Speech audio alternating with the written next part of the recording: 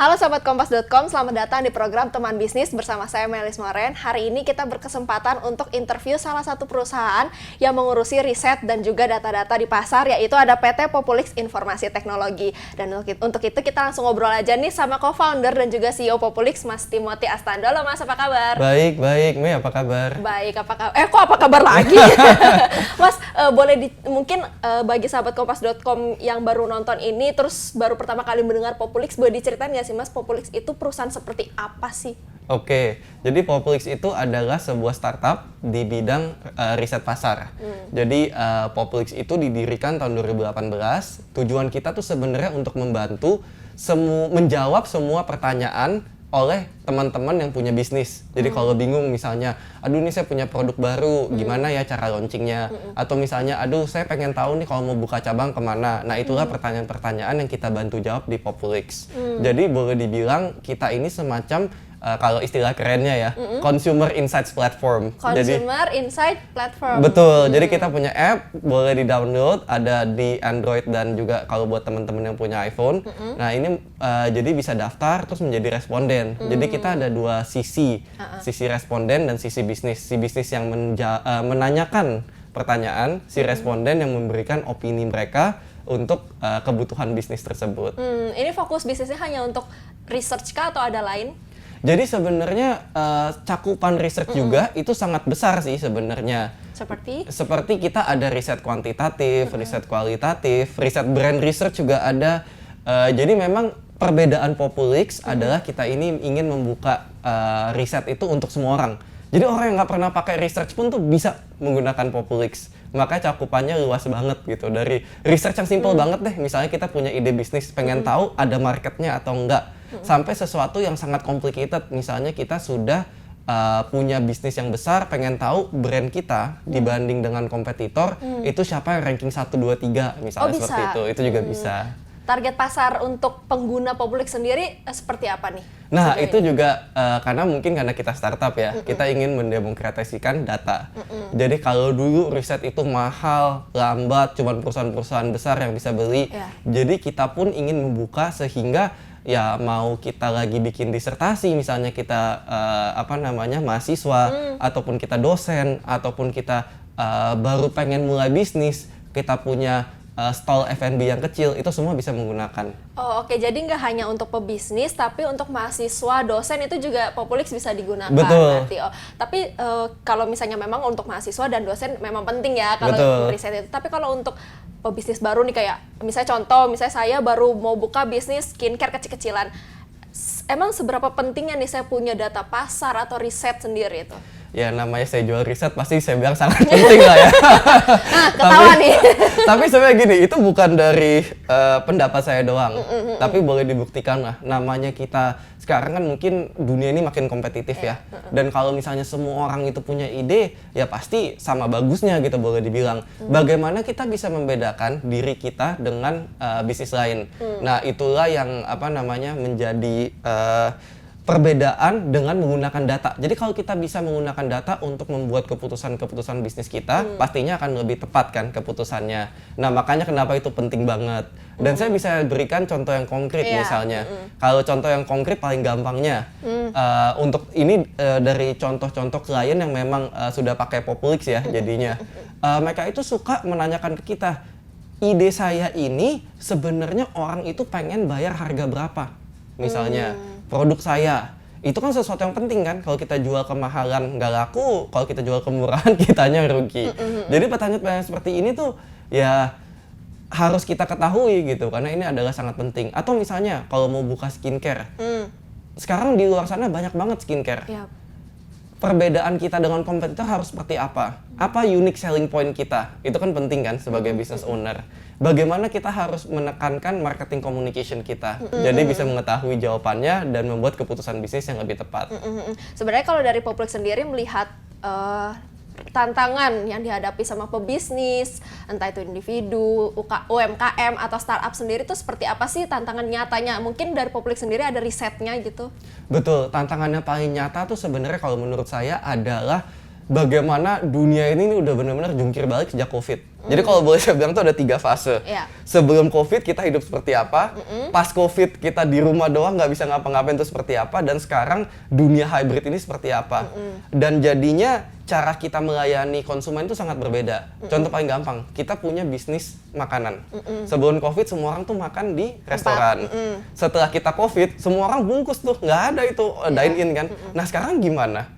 Udah hybrid kan, banyak yang mesen lewat aplikasi online misalnya, minta diantar. Tapi yang dine in di mall-mall dan di restoran itu seperti apa? Jadi memang menurut saya tantangan paling nyatanya adalah pergerakan dinamika bisnis ini udah cepat banget lah, dan tiap tahun tuh mungkin akan berubah terus. Itu yang tantangan real yang dihadapi sama para pebisnis, baik itu individu, UMKM, startup, itu dari pandemi COVID yang parah-parahnya, sekarang hybrid ini yang tantangan yang harus dihadapi sendiri. Nah, kalau misalnya dari kacamata Populik sendiri, bagaimana nih memandang pebisnis, baik itu individu, UMKM, startup di 2023 sendiri nih? Nah, itu yang sangat challenging ya.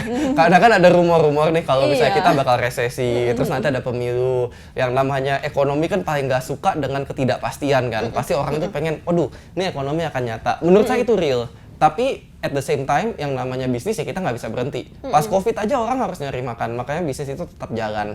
Dan itu yang menurut saya menjadi pemikiran yang paling penting untuk teman-teman kalau misalnya yang punya bisnis adalah kita harus bisa antisipasi, bukannya saya bilang resesi akan terjadi, tapi bagaimana kita bisa mengadaptasi bisnis kita di kondisi ekonomi lagi baik atau lagi nggak baik.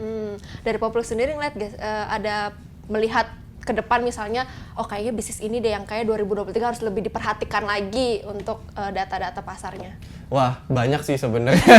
Dan mungkin saya nggak bisa sebutin semuanya lah, tapi kalau boleh dibilang apa ya mungkin ya yang lagi menarik. Kalau menurut saya trennya akan tetap digital ekonomi itu akan sangat kuat karena ada dukungan pemerintah juga. Jadi yang aplikasi-aplikasian, tech-tekan itu akan tetap kuat. Walaupun dari segi investasinya akan menurun ya, karena kita sekarang kan tech winter nih, investor lagi susah memberikan uang. Tapi ya digital ekonomi akan tetap kuat. Saya rasa juga tourism itu sangat rebound. Orang itu balas dendam karena yang namanya pas kemarin COVID gak bisa jalan-jalan, sekarang kita akan ya anggapannya dulu setahun jalan sekali, ya 2 tahunan ya benar-benar kita nggak bisa jalan. Nah sekarang nih orang pasti akan jalan-jalan terus.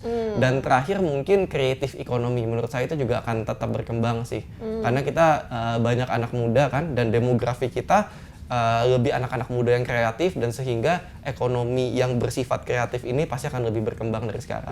Oke. Dari Publik sendiri memandang kan pastinya kalau untuk para pengusaha baru, UMKM, startup itu butuh pelatihan, butuh pastinya suntikan modal, butuh data pasar. Tapi selain itu apalagi sih yang diperlukan sama mereka nih untuk mempersiapkan Riset bisnis Populik. mereka?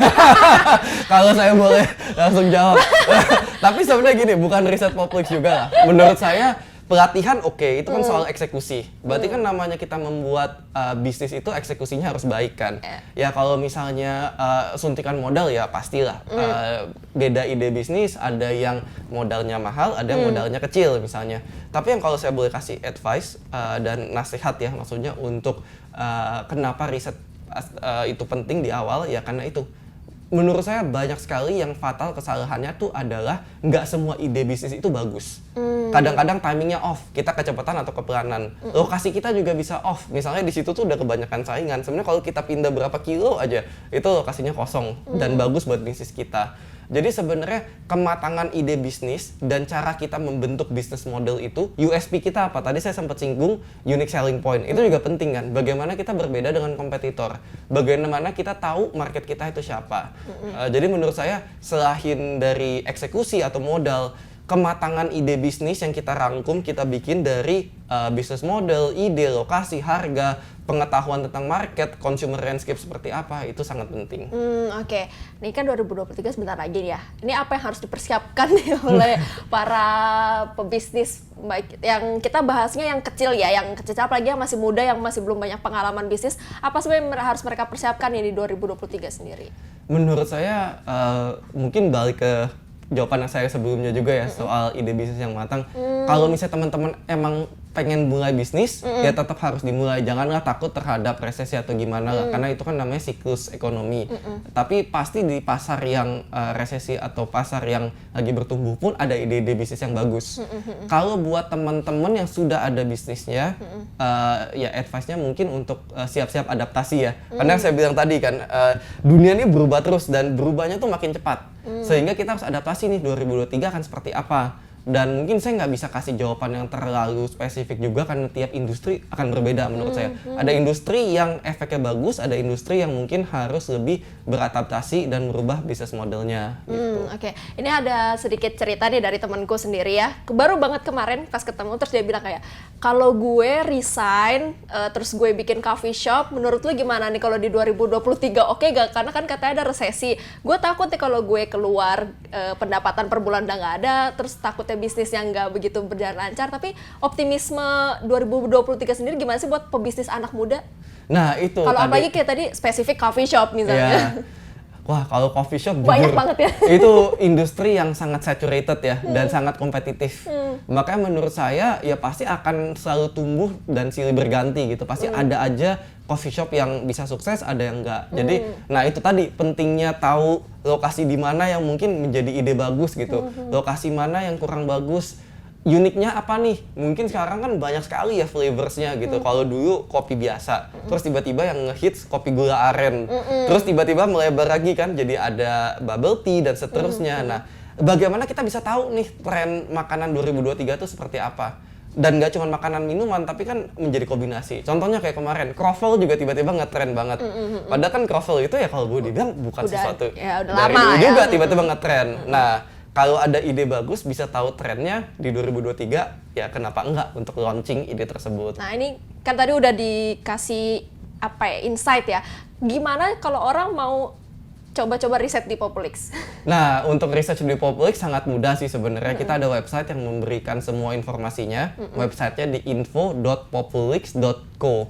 Dan mungkin bisa juga dari sana menghubungi tim support kami yang akan sangat happy untuk membantu mengarahkan teman-teman untuk ke produk yang sesuai dengan level bisnisnya. Gitu ya. Jadi kalau mau coba di website yang tadi ya, Iya. jangan salah, jangan pakai .com ya. .com. Kalau .com mah kompas.com. Iya. Nah, terakhir nih Ko Timothy, bisa kasih tips and trick nih buat para pebisnis muda nih, nggak hanya menghadapi 2023 tapi kan mempersiapkan cara matang nih bisnisnya tuh seperti apa, bisa dikasih tips and tricknya. Oke, kalau misalnya trik, selalu saya ngomong di bisnis itu nggak ada trik, nggak ada shortcut, semua itu pasti dengan kerja keras. Kecuali kita ya beli lotre terus menang ya. Tapi jangan ngomong gitu juga sebenarnya. Mungkin lebih ke tips ya. Nomor satu pasti karena kita perusahaan riset, buatlah keputusan dengan data. Udah nggak zaman untuk kita based on insting aja gitu. Ini kayaknya laku nih, udah saya jualan ini gitu. Atau lihat di sosmed lagi rame ini, jualan Ya, ini aja itu gitu ya. salah banget justru. Jadi nomor satu, terserah mau pakai Populix, mau survei teman-temannya lewat WhatsApp, mau ngapain silakan. Tapi yang satu paling penting, buatlah keputusan ide bisnis ataupun bisnis yang sudah jalan dengan data. Dan kedua, menurut saya tipsnya juga ya adalah untuk bisa mengadaptasi. Nah ini balik ke poin saya tadi kan, dunia ini berubah makin cepat. Jadi kita jangan stagnan. Kalau kita lagi di atas angin nih, wah kayaknya ide bisnis saya lagi bagus ya, untung saya lagi besar. Itu justru masa-masa paling berbahaya. Bagaimana kita bisa menggunakan waktu dan kesempatan tersebut untuk mengantisipasi berikutnya akan ke arah mana gitu. Karena ya seperti saya bilang, tiap tahun nih perubahan bisnis itu sangat cepat. Itu mungkin top 2 tips dari saya. Itu ya, apa yang pertama data, perkuat, sama jangan cepet puas lah ya, jangan stuck di tempat ya buat para Betul. apalagi pebisnis Adaptasi muda. terus. Adaptasi terus itu yang perlu diperhatikan sahabat kompas.com. Oh, mungkin tambahan yang ketiga, berambisius menurut saya. Jadi untuk bisnis itu juga supaya bisa besar lah, kita jangan puas, oh ini udah satu cukup gitu. Tapi kan ide bisnis itu pasti harus berkembang terus, dan berkembang itu bisa vertikal, bisa horizontal, dan itulah yang mungkin kita harus pikirkan juga nih ke arah panjangnya. Karena kalau kita pikir panjang pasti butuh riset. Dan riset itu akan memberikan benar, strategi dan arah kita harus kemana. Iya. Makasih banyak Ko Timothy udah berbagi insight nih di teman bisnis kompas.com. Sehat dan sukses selalu ya. Terima kasih Wei atas kesempatannya udah diundang. diundang ke acaranya, dan terima kasih juga sahabat kompas.com untuk mendengarkan saya Timothy. Makasih. Siap, makasih kok. Itu dia sahabat kompas.com, bincang-bincang teman bisnis kali ini bersama PT Populix Informasi Teknologi bersama juga Mas Timothy Astandus selaku co-founder dan juga CEO Populix. Tersaksikan program teman bisnis di YouTube channel kompas.com, cari di playlistnya teman bisnis. Melis, kru dan juga Mas Timothy pamit undur diri. Sampai jumpa di teman bisnis yang akan datang. Dadah.